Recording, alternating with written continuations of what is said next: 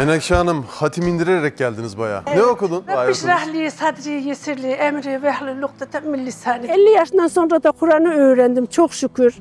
Zaten yarışmaya giderken de Taha suresinde Hazreti Musa Aleyhisselam'ın duasını okumuştum. Kenan Bey de soruyor zaten, hatim indirerek geldiniz Menekşe Hanım dedi bana. Ne okudun dedi, ben de söyledim. Okumadığım, üniversiteye gitmediğim için içimde bir ukde kaldı. Bu ukdeyi de nasıl indiririm diye 2 milyonları ilgiyle izlerim. Hadi sana başvuralım dedi. Hadi vuralım dedim. Yarın Dom üzerinden arayacaklar seni dedi. Sizi dedi çok beğendik dedi. Yönetmen de beğenirse dedi sizi burada yarışmacı olarak görmek isteriz dedi. İnşallah dedim ben de. Meğer yönetmen kendisiymiş.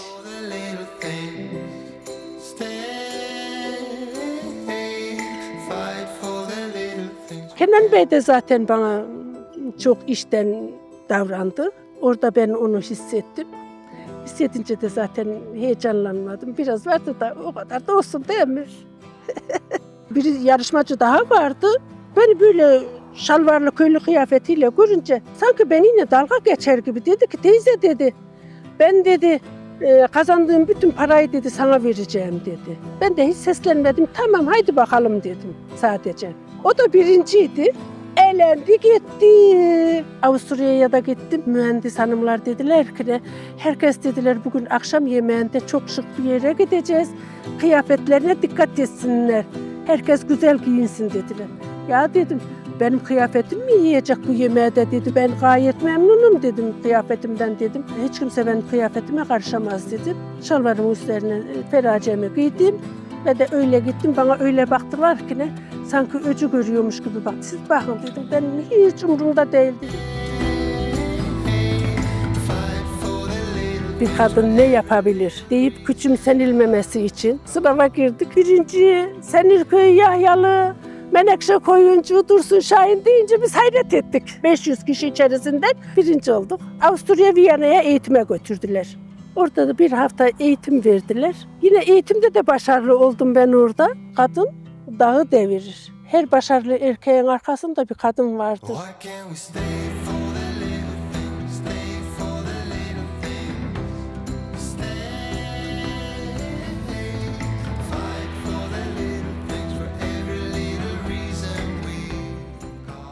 Ben 1960 21 Eylül Yeşilhisar Musacılı doğumluyum.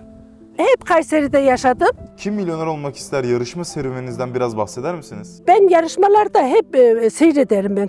Kim milyoneri olsun bu yarışma programlarını okumadığım, üniversiteye gitmediğim için içimde bir ukde kaldı. Bu ukdeyi de nasıl indiririm diye televizyondaki çıkan yarışma programlarını ilgiyle izlerim. Mesela Jokersiz 10. soruya kadar geldiğim de oluyordu. Hala sen yaparsın, hala sen yaparsın. Hadi sana başvuralım dedi. Hadi vuralım dedim. Bir deneyelim, çağırırlarsa gideriz. Şans, kader.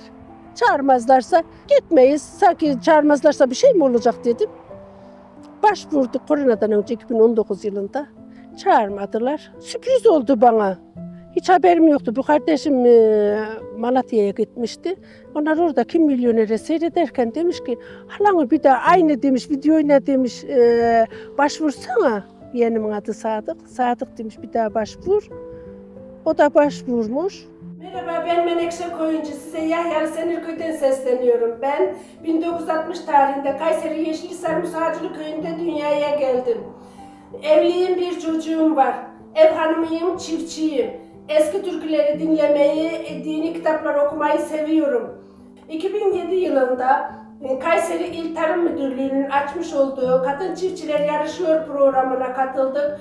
Kayseri ilçeleri içerisinde Yahyalımızı birinci getirdik. Birinci geldiğim için Avusturya'ya Kadın Çiftçiler Vermikompost üretiyor programına katıldık. Orada bir haftalık eğitim yaptık ve eğitimden geldik. Bu da eğitime gittiğimize dair yaka kartım. Türkiye'ye geldiğimizde bana solucan verdiler. Vermikompost dediğimiz şey de solucan gübresidir. Bu solucan gübresini bana verilirken yapılmış olan bir törenden yapılmış, çekilmiş bir resimdir. Toprak yaşamdır, solucan gübresi de candır diyorum ve size saygılarımı sunuyorum. Teşekkür ederim. Hemen başvurmuş. 2 gün, 3 gün sonra da demişler ki ne? Yani kabul edildiniz. Kim milyonere davet edildiniz. Yarışmaya katılacaksınız diye. Bana telefon geldi ki ne hala ben başvurdum. Sen yarın dedi Zoom üzerinden arayacaklar seni dedi. Ben dedim Zoom'u nasıl açacağım dedim. Açamam ben dedim. Yeğenim vardı, küçük kız var burada Esra. Esra açar hala sana Zoom'u dedim. Bekledik o gün.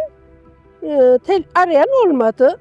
Aman dedim beni dedim herhalde aramayacaklar dedim. Ben vazgeçiyorum dedim. Yok hala dedi. Sen arayacaksın onları dedi. Niye dedim baştan söylemedin bize numara ver. Biz de onları arayalım. Esra'yı arattım. Aradılar. Bayağı birkaç sefer aradı. Kaçan olmadı. Sonra tekrar geri döndüler. Yönetmenmiş. Aradı bizi. Açtık Zoom'u. Bana sadece kim olduğumu, yarışmaya nasıl başvurduğumu yani 5 dakika sürmedi görüşmemiz. Dedi ki ne sizi dedi çok beğendik dedi. Yönetmen de beğenirse dedi sizi burada yarışmacı olarak görmek isteriz dedi. İnşallah dedim ben de. Meğer yönetmen kendisiymiş. Oraya yarışmaya gidince öğrendim yönetmen olduğunu. Ben yönetmenim demedi bana. Yönetmen de sizi beğenirse sizi burada yarışmacı olarak görmek isteriz dedi. Tamam dedim. İşte biz dedi ne zaman gideceğinizi söyleriz dedi. Nisan ayında çarşamba günü haber vermişler yeğenime. Hala dedi cuma gün gideceksiniz dedi. Ya hemen böyle çabuk mu dedim ben de. Olur mu ki acaba yapabilir miyim ki dedim. Hayret ettim, şaşırdım. Biraz heyecanlandım yarım saat kadar. Ondan sonra heyecanım geçti. Kardeşlerim geldiler, sen yaparsın abla, küçüklerim, büyük abilerim, ablalarım, onlar da hep yaparsın dediler. Aradılar telefonla, sen yaparsın, biz sana güveniyoruz dediler, bana cesaret verdiler. Beni şimdi Joker yazdıracağız, Joker kim yazdıralım? Bu yeğenim dedik, hala beni yazdır Joker. Joker'imin birisi de bu kardeşimin eşi, oradaki oturan, o da lise mezunu. Tamam abla beni de yazdır dedi, zaten biz soruları biliyoruz ki dedi, sen de biliyorsun, ben de biliyorum dedi, soruları dedi, ikimiz beraber oturur izleriz. O da lise mezun olduğundan ikimiz de okuyamadık üniversite, ikimizin içinde kaldı. İçimizde kalınca öyle de çağırdılar, gittik. Biletlerimizi aldılar, kalacak yerimizi ayarladılar. Eğer bilet almasalardı, yani kalacak yerimizi ayarlamasalardı belki de gidemezdik.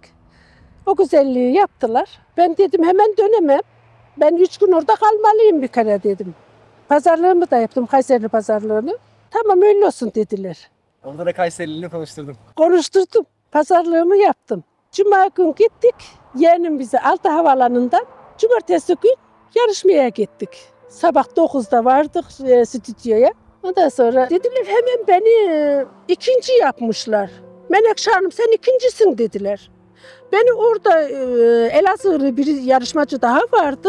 Erkek. Beni böyle şalvarlı köylü kıyafetiyle görünce sanki benimle dalga geçer gibi dedi ki teyze dedi ben dedi kazandığım bütün parayı dedi sana vereceğim dedi. Ben de hiç seslenmedim tamam haydi bakalım dedim sadece.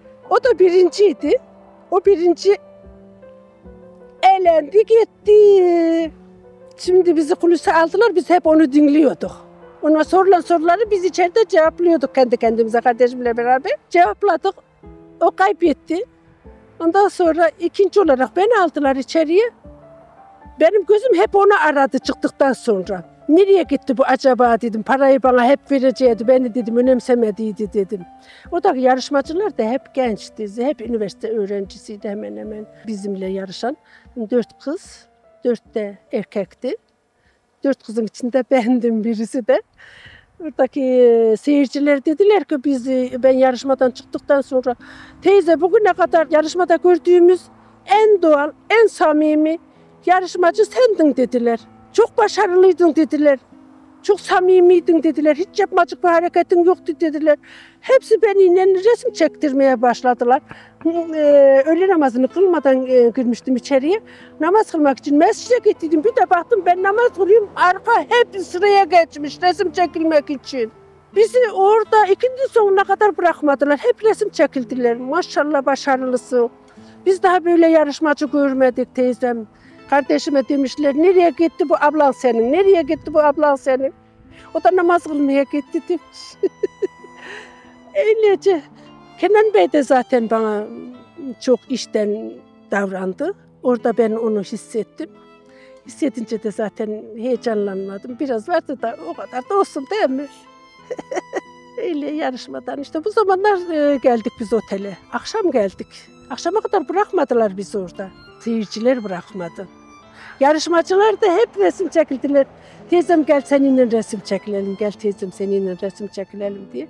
Ben de dedim ama ne olacak dedim bir resim de mi çekilelim. Böyle hani şey olacağım hiç aklıma gelmedi. Otele geldik bana soruyor işte yeğenlerim olsun, bacılarım, kardeşlerim olsun. İşte ne yaptın, ne sordular. Aman ben hepsini unuttum gittim. Hiç kafamda, aklımda kalmadı ki. Yarın dedim eğer yarın yayınlarlarsa dedim orada görürüz hep beraber dedim. Ben şimdi hepsini unuttum. Hiçbir şey hatırımda yok dedim. Dediğim gibi de öyle yayınladılar da demek ben dedim bu kadar böyle dedim ses getirebilecek miydim acaba ben ses getirecek ne yaptım ki dedim kendi kendime de bu soruyu sormadım değil. Sordum. Peki yarışma anı nasıldı? Çok güzeldi. Hiç heyecanlanmadım. Soruyu sorarken bile yani cevabın yastık olduğunu bildim. Dur bakalım dedim cevapta yastık gelecek mi? Geldi. İkinci soru da kolaydı. Hep sorular kolaydı da işte o yabancı soru beni şey yaptı. Sonra da o bildiğim o sesli soruda da bildiğim halde yeğenim demişti ki bana hala dedi jokerleri eve getirme bak dedi. Emin olmazsan jokerleri kullan dedi. Sen oraya dedi eğlenmeye gidiyorsun dedi. Yani 10 lira, 5 lira, 15 lira alsan geçsen de sana yeter dedi. Hattuşa sorusunda da tarihi soruda dedim ki ne yarı yarıyayı kullanırsam joker hakkımı zor bir soru gelirse ileride ilerleyebilirsem onda kullanırım diye düşündüm. Baktım bilemedim. Acaba desem mi demesem mi ki dedim. Emin olamadım. Sürede bitiyor dedim ki de ben joker hakkımı da kullanmak istiyorum. Joker'i de kullandım. Benim jokerler bitti. Jokerler bitince yabancı soruda gelince, yabancı yazarlar gelince o yabancı yazarlarda hiç duymadım, görmedim. Gördüysem de ben artık liseyi bitireli olmuş 50 sene. Aklımda ne kalsın okumazsan yabancılarla benim işim olmaz. Bana İslami tarihten sorsalardı ben öyle de düşünüyordum. O soruları çok güzel cevaplandırırdım. Osmanlı tarihinden sorsalardı, Selçuklu tarihlerinden sorsalardı. Onları çok güzel cevaplandırırdım ama yazarlar, bizim yazarlarımıza ne olmuş da bana yabancı yazar sordunuz işte. O yabancı yazarda kaldım öylece. Hemen de çekildim. Dedim ki de şimdi dedim cevap verirsem bu parayı da kaybedeceğim. Boş gideceğim. Gidersem de utanırım dedim. Yani parayı da daha bir sene içerisinde vereceklermiş. Dedim benim parayla işim olmaz ya dedim. Şimdi yanlış cevap verirsem utanırım ben dedim. İnsanların yüzüne bakamam. Ta buradan oraya gittim dedim. En iyisi çekilmek. Çekildim. Yarışma sonrası gelen yorumlar nasıldı? Çok güzel yorumlar. Çok güzel yorumladılar. İnsanlar böyle ne bileyim ben herkes bana sanki bacı kardeş gibi oldu orada. Şaşırdım. Yani ilk önce hiç benimle alakalanmayan insanlar yarışmadan çıktıktan sonra hepsi değişikti. Bu arada Nasrettin Hoca'nın ye kürküm ye fıkrası aklıma geldi benim. Nasrettin Hoca'yı bir düğüne davet etmişler. Normal kıyafetiyle gitmiş. Hiç kimse davet etmemiş.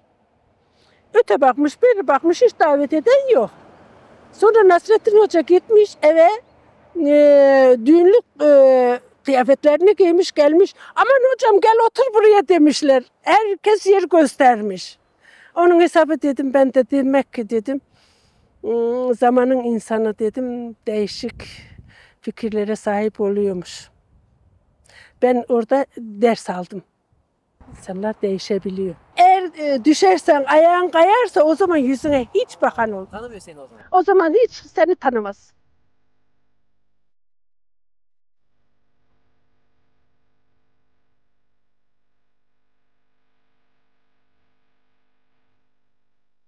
Türkiye'den Avusturya'ya gidiş serüveninizden biraz bahseder misiniz? Hiç eğitime girmeden biz kendi bilgilerimizle yapmış olduğumuz Kayseri'de çiftçi kadınlar yarışıyor diye bir program açılmıştı bu toprağa önem verildiği zamanlarda. İkişer kişi katılıyordu yarışmaya.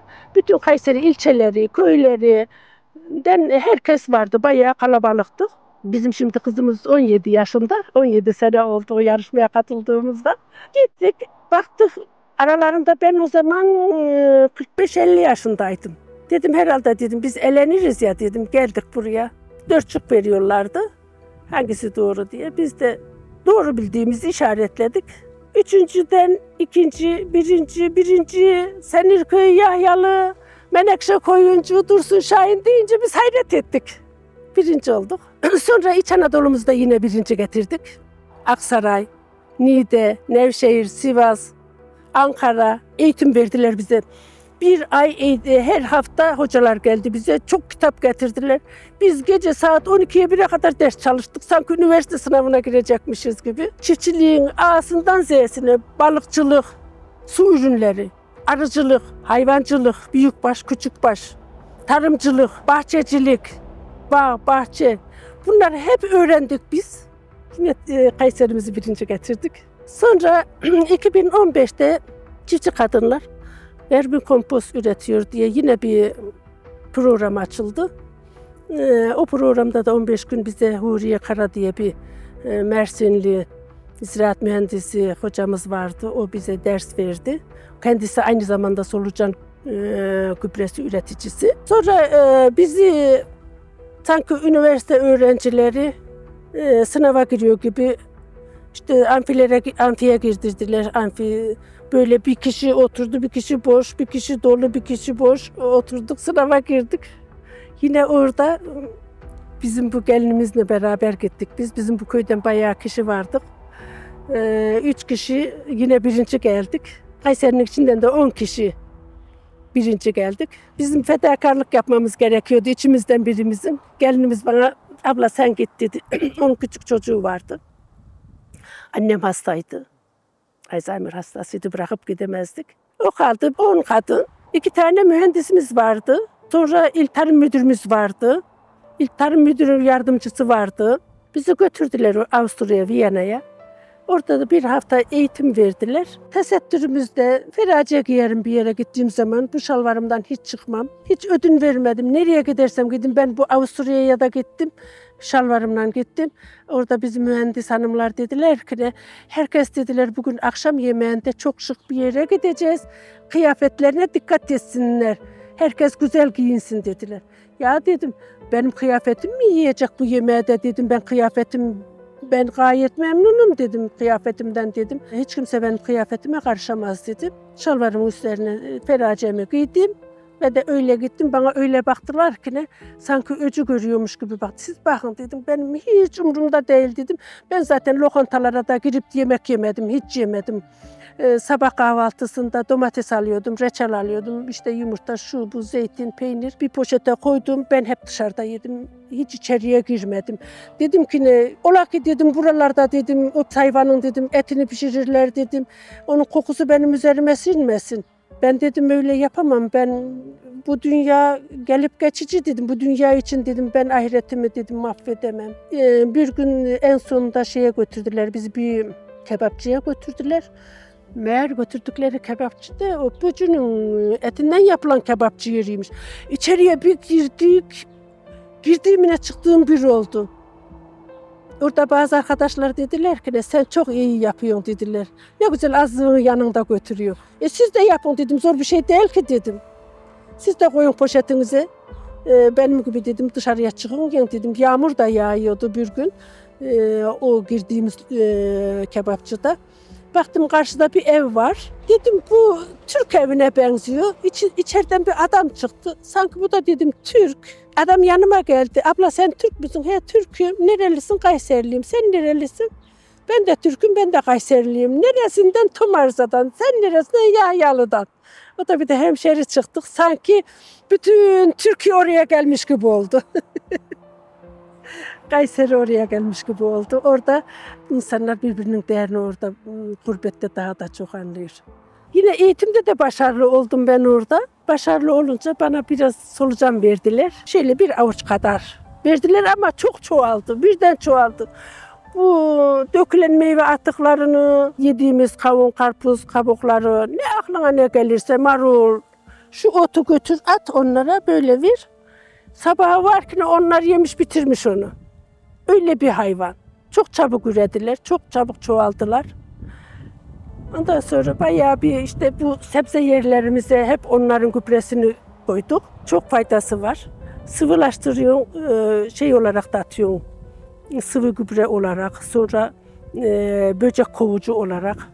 Bir akşamdan bir kovanın içine sulandırıp sabahleyin süzüyorsun, pompalara katıp sıkıyorsun gübre olarak. Sonra ilaç yerine, biz ilaç atmıyoruz bahçemizde, hiç gübre kullanmadık o zamandan bu zamana. Öyle işte bizim hayatımız bağda, bahçede geliyor, geçiyor. At gübresinden daha iyi oluyormuş solucanlar, onu daha iyi yiyorlarmış. Esas solucanların ana maması inek şeyi fermente edilmiş, yanmış. İnek gübresini veriyorsun, o da sana aynı zamanda hani küçük işletmelerde böyle atıkları verirsin de büyük işletmelerde inek gübrelerinden yakılmış, fermente edilmiş, yanmış hayvan gübresi veriyorsun. Onlar onu yiyip sana onu ışın diye şeylerden geçiriyorsun, eleklerden geçiriyorsun, kurutuyorsun. Sonra tekrar ıslatıyorsun, onu solucanlardan ayırıyorsun. İşlemi çok zor. Yani onu yapmak için genç olmak lazım. Artık ben yaşlanınca, hastalıkta gelince devrettik orada Yahyalı birisine. Bir kamyon fermente edilmiş gübre alıyorduk. Bizim kendi ineklerimiz vardı o zaman, kardeşimin inekleri vardı. Ben ondan büyük bayağı bir şey yaptık. Toprakla karıştırdık. Fermente ettik, kepçeyle karıştırıyorduk, ara sıra ıslatıp üstünü kapatıyorduk, yakıyorduk o gübreyi. Onu o solucanlara mama olarak veriyorduk. Ya esas solucanların ana maması, ham maddesi hayvan gübresi. O hayvan gübresinde tohumlar çok oluyor. Sonra attığın zaman tarlayı ot basıyor. Solucanlar o tohumların hep yiyip bitiriyor. Hiç o tarlada ot olmuyor. O süreç devam ediyor. Böyle sürekli sürdürülebilirlik yapıyorlar. Devamlı olarak. Şimdi toprakta daha güzel çalışıyorlar. Toprağa bıraktık. Hani zehir atmayınca, kimyasal bir gübre ya da ilaç sıkmayınca onlar hayatlarını devam ettiriyorlar. Yoksa gübre atarsan ya da zehir sıkarsan bahçene onun hayrını gör. O ölüyor artık. Ölüyor. Toprağın altında da olsa ölüyor. Topraklarımızı hor kullandık. Bize dediler ki işte şu gübreyi kullanın, bu gübreyi kullanın, şu ilacı kullanın. Şimdi bizim burada şeker pancarı ekicileri 5000 dönüm arazide verilen tohumla beraber hastalık da vermişler. Sanki koronayı verdikleri gibi. O 5000 dönüm, bu kardeşimin de var tarlası. İlaç sıktırdı drone'la. Sinek gibi bir böcek pancarları şimdi mahvediyormuş. İlacı satabilmek için işte tohumun yanında aynı zamanda da hastalığını da veriyorlar. Kendine müşteri oluşturuyor. Biz de bu toprakları iyileştirmek için gübreler olsun, o ilaçlar olsun, tohumlar olsun. Bizim kendi ata tohumlarımız kayboldu. Yok. Biz de bulamıyoruz şimdi. Biz de bulamıyoruz. Kendi bu yetiştirmiş olduğumuz şeylerden işte tohum olarak ertesi seneye bırakıyoruz. Ondan kullanıyoruz. Yoksa hazır aldığımız tohumlar hep hasta geliyor. Hastalıkta beraber veriyorlar yanında. Tohumu güzelce veriyor sana, hastalığını da yanında veriyor. Biz de ne yapacağız bu şey için işte burayı bu sene bıraktık. Böyle sürüyoruz. Yeni sene sebzemizi bu tarafa aktaracağız. Bu taraftan geçireceğiz. Bu taraf hastalandı artık. Sürekli eke. 30 yıldır aynı sebzeleri evin yanında hem sebzemizi böyle yetiştiriyoruz, meyvelerimizi, sebzelerimizi kendimiz yetiştirip organik bir şekilde yiyoruz.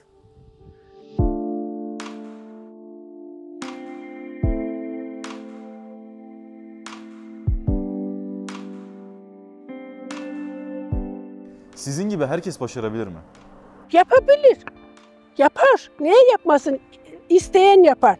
İstemez de tembellik yaparsa hiçbir şey yapmaz o insan. Tembel insan hiçbir şey yapmaz. Bazı insanlar iş yapmaktan kaçar. Başkaları hazırlasa da ben yesem diye bakar. Ya niye? Senin de elin ayağın tutuyor, gücün yerinde. Sen de kalk bir işin ucundan tut. Yaparsın, sen de yaparsın. Niye yapamayacaksın ki? Sağlıklısın, gençsin. İstersen kadın dağı devirir. Her başarılı erkeğin arkasında bir kadın vardır. Yani bizler çok çalıştık. Ya çalışmaktan da hiç gocunmadım. Ben severim. Biz okula giderdik. İlkokuldayken biz 5 yaşında başladık tarlada çalışmaya. Çekirdekten başladık biz. Sabah erkenden kaldırırdı anam babam bizi tarlaya, pancar tarlasına, ayçiçek tarlasına götürürlerdi. Tekleme yapardık. Yani çift olan pancarların birisini alırsın, birisini bırakırsın. Ona tekleme denir. Çapada çalıştık, sökmede çalıştık. Şimdi her şey makinelaştı, tarım kolaylaştı ama bizler gittik. Bizim zamanımızda çok zordu çalışmak. Her şey şimdi makineyle oluyor, kolaylaştı. Bazen gençleşesim geliyor ama yok gitti artık. Çalışmak kolay. Yoksa çalışmak güzeldir. Çalışan demir ışıldar, çalışmayan demir pas tutar. At şuraya bir çapayı mesela bizim şuralarda var. Bazen işimiz düşerse elimize alırız. Ağzı güzel parlar. Bıraktığımız yerde kaldı mıydı, birkaç gün kaldı mıydı paslanmaya başlar. Çalışırsa parlar, çalışmazsa pas tutar. İnsanlar da öyle. Böyle boş boş oturdun muydu her yerin ağrıyor, şey oluyor, yaşlama oluyor, tutuluyor. Buradan insanlara söylemek istediğiniz bir şey var mı? Bizim köyün yaşlıları da biziz, gençleri de biziz. Köyler, biz gidersek topraklarımız boş kalacak. Yani gençlerimiz köylerine geri dönüş yapsınlar demek istiyorum ben.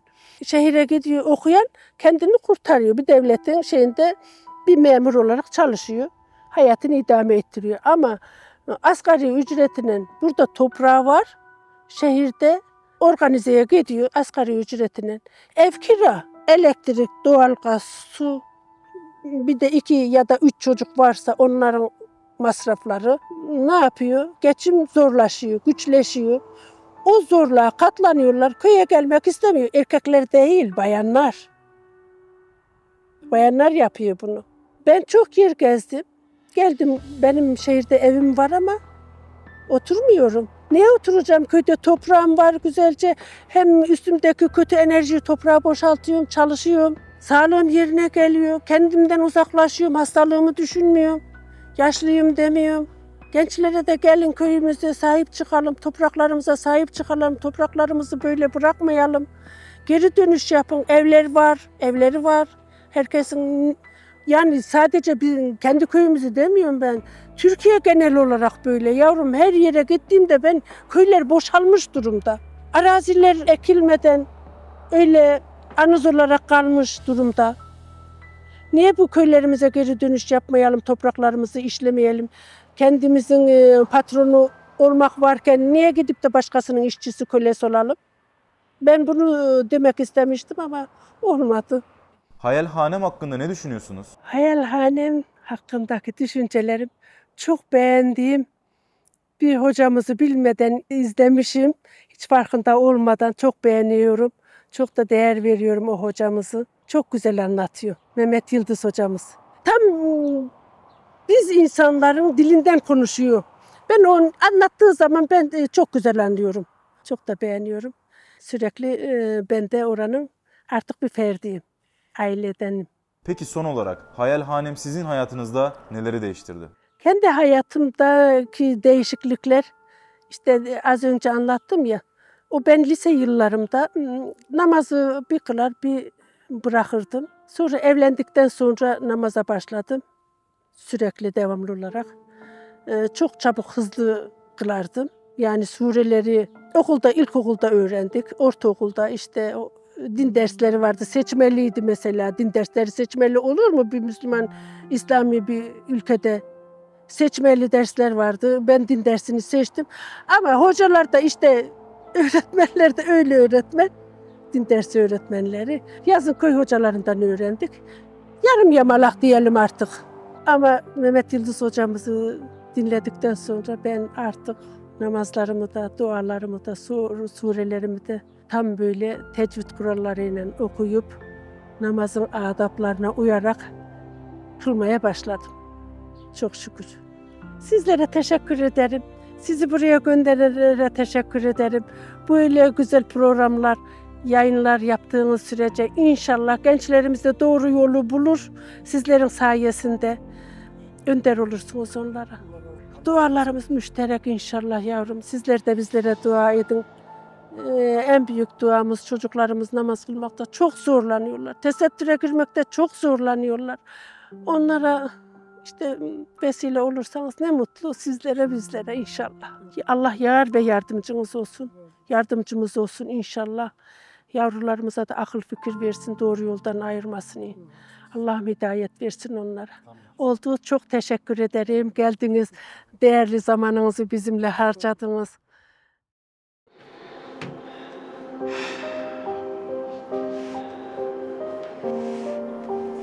Olmazsa olmaz zannettiğiniz dükkanların içinde öleceksiniz.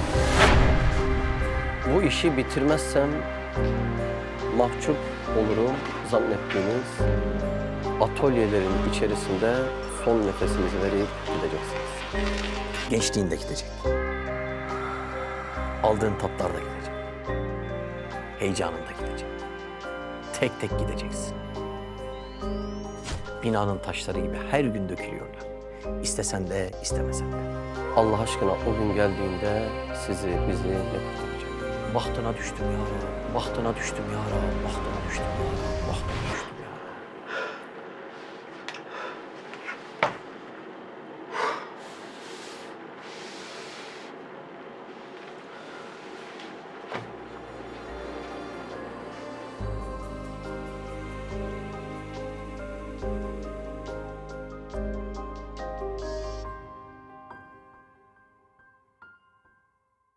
Siz de Hayalhanem'in yurt içi ve yurt dışı projelerine destek olmak için buradaki linke tıklayarak online bağışta bulunabilir veya aşağıdaki iletişim numaralarından bizlere ulaşabilirsiniz.